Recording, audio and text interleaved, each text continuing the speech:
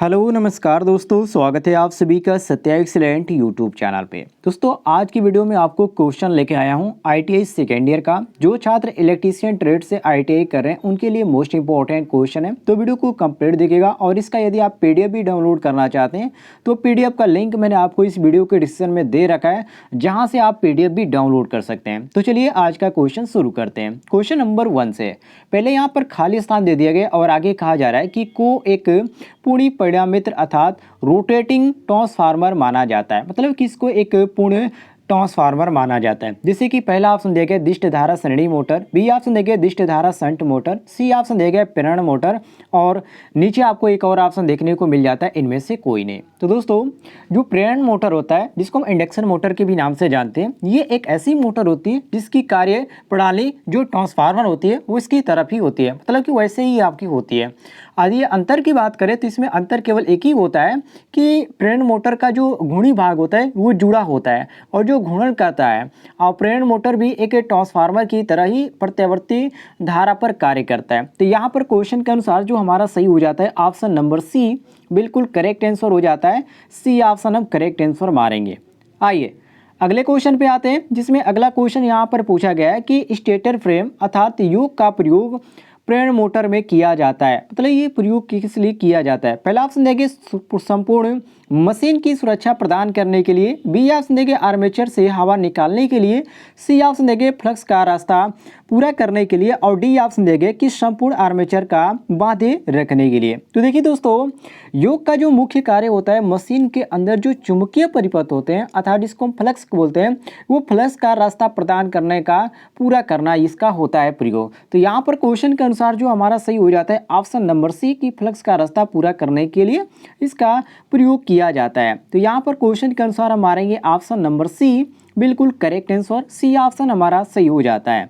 Next question पे आते हैं, जिसमें अगला क्वेश्चन यहाँ पर पूछा गया कि 5 हार्स पावर एचपी मतलब हार्स पावर तक की छोटी मशीन सामान्यतः कितने ध्रुवों की होती है। बहुत इजी क्वेश्चन है, ध्यान रखिएगा आप।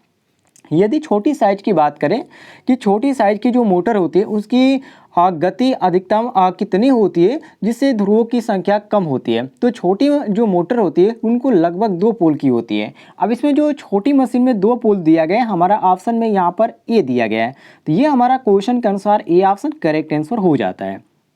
आइए अगले क्वेश्चन पे आते हैं। अगला क्वेश्चन यहाँ पर पूछा गया है कि प्रेरण मोटर की कार्यविधि किस पर आधारित है। जो प्रेरण मोटर होता है अर्थात जो इंडक्शन मोटर होता है उसका जो कार्यविधि है वो किस मोटर पे आधारित है या किस नियम पे आधारित है। जैसे कि लेंज का नियम, धारा का नियम, या पारस्परिक प्रेरण का सिद्धांत, या स्वतः प्रेरण का सिद्धांत। तो दोस्तों प्रेरण मोटर की जो कार्यविधि होती है वो स्वतः प्रेरण के सिद्धांत पर कार्य करते हैं, मतलब कि सेल्फ जो इंडक्शन होता है इसके सिद्धांत पर ये आधारित होती है। और जो सभी प्रेरण मोटर होती है वो स्वयं प्रेरण के सिद्धांत पर ही कार्य करते हैं, और ये मोटर जो होते हैं शुद्ध प्रत्यावर्ती धारा पर ही कार्य करते हैं। तो इस चीज को भी आप नोट कर लीजिएगा। तो यहाँ पर क्वेश्चन के अनुसार जो हमारा सही हो जाता है ऑप्शन नंबर डी स्वतः प्रेरण मोटर के सिद्धांत पर, अर्थात ये ऑप्शन यहाँ पर हमारा डी ऑप्शन बिल्कुल करेक्ट आंसर हो जाता है। सभी लोग मिला लीजिएगा, डी ऑप्शन आपका सही हो जाता है। आइए अगले क्वेश्चन पे आते हैं, जिसमें अगला क्वेश्चन पूछा गया है कि प्रेरण मोटर की स्लिप रिंग किसकी बनी होती है। जो प्रेरण मोटर का जो स्लिप रिंग होता है वो किस चीज का बना होता है। कोबाल्ट इस्पात का, या एल्युमिनियम का, या कार्बन का, या फास्फर ब्रांच का। मोस्ट इंपॉर्टेंट क्वेश्चन है। देखिए दोस्तों, जो प्रेरण मोटर की जो स्लिप रिंग होती है वो कॉपर या फास्फर ब्रांच की बनाई जाती है। लेकिन ध्यान रखिएगा, अब इसका यदि पूछ दिया जाए कि ये फास्फर ब्रांच की क्यों बनाई जाती है, तो इसका भी रीजन है, क्योंकि ये जो होती है उच्च चालकता के साथ साथ कम प्रतिरोध और कम गुणांक वाले पदार्थ होते हैं, इसलिए इसकी बनाई जाती है। तो यहाँ पर क्वेश्चन के अनुसार जो हमारा सही हो जाता है option number D phosphor branch. यदि यहाँ पर कॉपर भी दिया होता है तो हम कॉपर भी करेक्ट मारते हैं, लेकिन यहाँ पर फास्फर ब्रांच दिया गया है, इसलिए हम क्वेश्चन के अनुसार ऑप्शन नंबर डी बिल्कुल करेक्ट आंसर मारेंगे।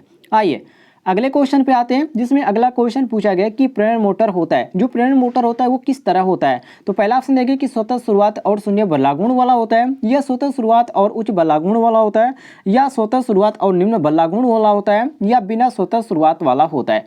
तो देखिए दोस्तों, जो मोटर होता है उसमें जो घूर्णी चुंबकीय क्षेत्र होता है यह मोटर स्वतः शुरुआत वाला होता है, मतलब कि 2 फेज और 3 फेज मोटर जो प्रेरण मोटर होते हैं वो स्वतः शुरुआत वाला होता है। तो यहाँ पर क्वेश्चन के अनुसार जो हमारा सही हो जाता है ऑप्शन नंबर सी बिल्कुल करेक्ट आंसर हो जाता है कि स्वतः शुरुआत और निम्न बदलागुण। तो यहाँ पर हम क्वेश्चन के अनुसार सी ऑप्शन करेक्ट आंसर मारेंगे। आइए अगले क्वेश्चन पे आते हैं, जिसमें अगला क्वेश्चन यहाँ पर पूछा गया है कि प्रेरण प्रारूपी एकल कला ऊर्जा मापी विद्युत ऊर्जा को मापता है किलोवाट में या वाट घंटा में या किलोवाट घंटा में या VAR में। ध्यान रखिएगा, मोस्ट इंपॉर्टेंट क्वेश्चन है। तो देखिए दोस्तों, जो प्रेरण प्रारूपी एकल कला ऊर्जा मापी होता है, जिसको हम एनर्जी मीटर भी बोलते हैं, ये विद्युत ऊर्जा को किलोवाट घंटा में मापता है।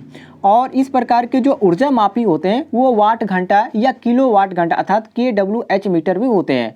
और ये घरेलू और औद्योगिक स्थानों में प्रत्यावर्ती प्रणाली में विद्युत ऊर्जा मापने के लिए इसके रूप में प्रयोग किया जाता है। तो यहाँ पर क्वेश्चन के अनुसार जो हमारा सही हो जाता है, यहाँ पर जो सही मैच कर रहा है ऑप्शन नंबर सी मैच कर रहा है। तो ये हमारा क्वेश्चन के अनुसार option number C correct answer हो जाता है। आइए अगले क्वेश्चन पे आते हैं, जिसमें अगला क्वेश्चन पूछा गया है कि एकल कला प्रेरण मोटर जो 50 हर्ट्ज और 1500 RPM पर चल रही है, उसकी पोलों की संख्या होगी। अब यदि आपके सामने इस तरह के क्वेश्चन आ जाते हैं तो आप कैसे सॉल्व करेंगे? सबसे पहले तो यहाँ पर देखिए क्वेश्चन में क्या कह रहा है। तो एकल कला प्रेरण मोटर जो कि 50 हर्ट्ज, तो हर्ट्ज इसमें क्या फ्रिक्वेंसी है, तो 50 हर्ट्ज हम यहाँ पर लिख देते हैं। उसके बाद आगे यहाँ पर कह रहा है 1500 RPM, मतलब ये किसका मान दे दिया गया, हमारा n का मान दे दिया गया, कितना 1500 RPM दे दिया गया। ठीक है, इसको ध्यान रखिए। उसके बाद यहाँ पर आगे कह रहा है कि उसकी पोलों की संख्या कितनी होगी। तो पोलों की संख्या मतलब कि यहाँ पर हमसे पूछ रहा है किसका मान, यहाँ पर हमको P का मान निकालना है। ठीक है, तो P बराबर हम यहाँ पर क्वेश्चन मार्क लिख देते हैं। अब यहाँ पर ध्यान रखिएगा, हमारा सूत्र क्या होता है, तो हमारा सूत्र होता है F बराबर NP/120 होता है। यही हमारा सूत्र होता है। सभी लोग सूत्र, जो लोग नहीं जानते इसको लिख लीजिएगा। अब देखिए फ्रीक्वेंसी का मान कितना है, तो 50 है।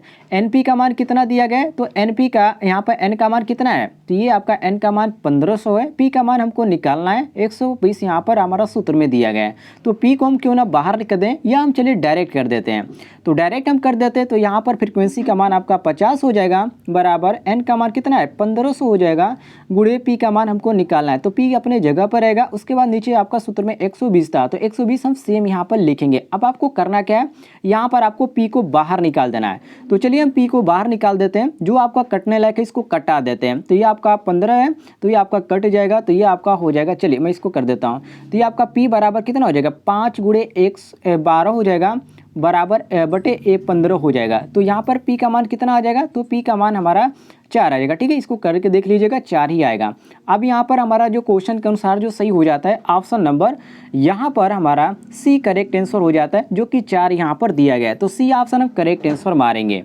आइए अगले क्वेश्चन पे आते हैं, जिसमें क्वेश्चन यहाँ पर पूछा गया है कि 3 फेज प्रेरण मोटर की ध्रुवों की संख्या क्या होगी जब मोटर की गति 600 RPM और आवृत्ति का मान 50 हर्ट्ज है। देखिए यहाँ पर क्वेश्चन में आपका मोस्ट इंपॉर्टेंट क्वेश्चन है, भी सेम उसी कंडीशन पे लगेगा, सभी लोग लगाइएगा। चलिए मैं यहाँ पर सॉल्व करके इसको बता देता हूँ। मोस्ट इंपॉर्टेंट क्वेश्चन है ये भी।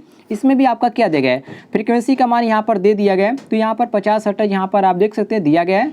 और यहाँ पर n का मान कितना दिया गया है, तो n का मान यहाँ पर हमारा दे दिया गया है 600। और इसमें पूछ क्या रहा है, इसमें हमसे पूछ रहा है पोलो की संख्या। तो सेम यहाँ पर लगेगा, उसी सूत्र पे लगाइएगा, आसानी से लग जाएगा। और कितना इसका आएगा, इसको लगा के दे लीजिए, यहाँ पर आपका 10 आएगा। तो यहाँ पर क्वेश्चन के अनुसार हमारा ए ऑप्शन करेक्ट आंसर हो जाएगा। सभी लोग मिला लीजिएगा।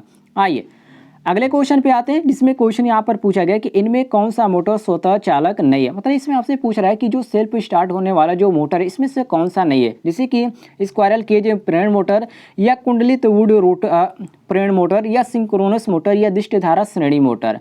सभी लोग पहले तो कमेंट में बताइएगा कितने लोगों को ये क्वेश्चन आ रहा था। ठीक है, सभी क्वेश्चन बताइएगा कि आपको इन सभी क्वेश्चनों में से कितने क्वेश्चन आपको आ रहे थे और कितने नहीं आ रहे थे। तो देखिए दोस्तों, यहाँ पर जो सेल्फ स्टार्ट वाला जो मोटर नहीं है वो आपका आता है यहाँ पर सिंक्रोनस मोटर। अब इसके बारे में थोड़ा सा जान लीजिए। देखिए जो सिंक्रोनस मोटर होता है ये आपका स्वतः चालक नहीं होता है। मतलब इसके रोटर को जो बाह्य स्रोत होता है अर्थात जो आद्य चालक होते हैं उसके द्वारा इसके जो घूर्णित चुंबकीय क्षेत्र होते हैं उसकी दिशा में लगभग तुल्यकालिक गति से इसको घुमाया जाता है। इसलिए यहाँ पर क्वेश्चन के अनुसार जो हमारा सही हो जाता है ऑप्शन नंबर सी बिल्कुल करेक्ट आंसर हो जाता है। तो दोस्तों ये थे आज के कुछ इंपॉर्टेंट क्वेश्चन। उम्मीद है आपको क्वेश्चन पसंद आए होंगे। और इतने लोग इसका पीडीएफ डाउनलोड करना चाहते हैं, यदि आपने पीडीएफ प्राप्त करना चाहते हैं तो इस वीडियो के डिस्क्रिप्शन में आपको लिंक मिलेगा पीडीएफ का। आप आसानी से पीडीएफ भी डाउनलोड कर सकते हैं और उसको पढ़ सकते हैं और समझ सकते हैं। क्योंकि यहाँ पर पीडीएफ ज़्यादातर लोग यहाँ पर जो स्टूडेंट है वो कहते हैं कि सर आप पीडीएफ प्रोवाइड नहीं करते, तो फाइनली मैं इसका PDF भी प्रोवाइड कर दूँगा। और यहाँ पर ये क्वेश्चन आपका पार्ट 1 के अंतर्गत था, जो कि मैंने 10 क्वेश्चन ही कवर किया। और भी क्वेश्चन आपको बहुत सारे देखने को मिल जाएंगे, तो सभी लोग चैनल को सब्सक्राइब कर दीजिएगा। नीचे आपको एक रेड कलर का बटन दिख रहा होगा सब्सक्राइब वाला, उसको दबाकर बगल में घंटी वाला आइकन को दबाकर ऑल नोटिफिकेशन पे क्लिक कीजिएगा।